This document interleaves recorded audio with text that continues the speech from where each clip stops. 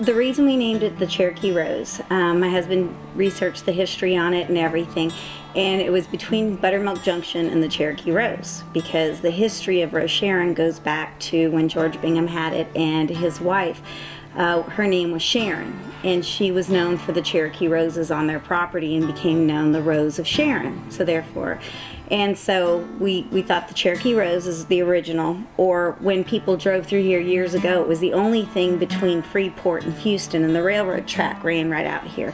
So they would, the conductors would stop, get off, and they would always go back on with a bucket of buttermilk. So it became known as Buttermilk Junction. So we were on the fence between those two, but that's why we named it the Cherokee Rose Trading Post. It started out as a hobby for me. I put a few things here on consignment, and then once it sat vacant for about a year, Mohammed bought it next door, and I asked him, what are you going to do with it? And at this time my kids were starting to go to school, and he said he thought about tearing it down. He didn't want to do anything with it. And I was like, I'll strap myself to that building. I love that building. And well, what are you going to do with it? And I said, I just want to make it like something you would find in the hill country. And I really enjoy having local artists, so I try to have as much local art, local things that I can. Some things you can't. But I think, like others have said, just about anything and everything. Like right now we've got puppies out front. You know, I'll have fresh eggs, local honey, but you can buy a brand new king-size mattress. I just try to have a little bit of everything. It's just a cool place for people to stop. It originally was across the street, believe it or not, and then when they brought the railroad through, they gave him an option, Mr. Bingham, to either purchase the property, buy it for $10,000 and he could relocate, or they would tear the building down and rebuild it over here on this corner, which is what he opted to do. They numbered every single brick and put it back here on this lot, and I think it was with 2 horse and 4 laborers. They reconstructed this building from over there to over here. It's local people, and I have many more. The lady that I get the eggs from, my kids go to school with her, and she brings us the local eggs. The honey, they have beehives in Angleton, so it's just the community coming together. Even the homemade soaps is a young girl that works here, and she makes the soaps herself. There's antique stores that I've been in, that I went in 15 years ago, they still got the same stuff sitting in the same spots. Hadn't moved. They clean it, but it's the same stuff. And you just, there's so much more here. And like I say, it's not just old stuff.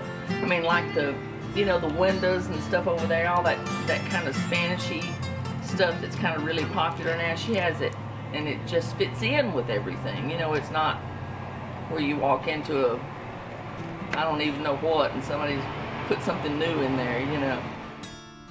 And anybody that's ever looking for anything, I send them here first. I've sent some of my neighbors around here that didn't, they go, what is she doing? And I said, just go in. I think it's great. It's wonderful. I can stop in here about once a week at least. Yeah, it's nice. Anything you want, you can find it in here. My first impression was that I like different things, and I just thought she has so many unusual things that you don't see. That was my first impression of it, and that's why I kept coming back looking for different things. I got this ring here, I bought it. This was one of the first things I bought when I came in here, this ring. That's my birthstone. Because it's got all the Texas look.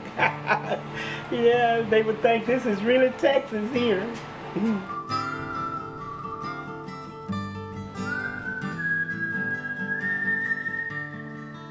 I think Melody did a big step in coming in to create this place that she's created. I think she has done a lot to beautify Rosharon in the 30 years that I've lived here. I don't care who you are or where you're from, you can find something in here that will enhance you or you will like, and it's just a piece of Rosharon that people could take back with them.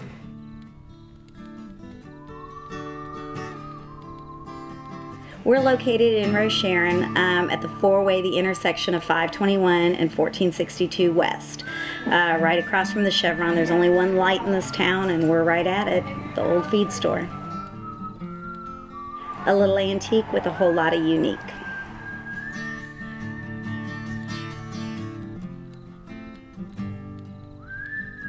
Everybody that comes in here always says, I've driven by a million times, but we've never stopped, or you're always closed on Saturdays. And I just want to say, the next time you're in Rosharon, don't just drive by, make sure you stop and say hello.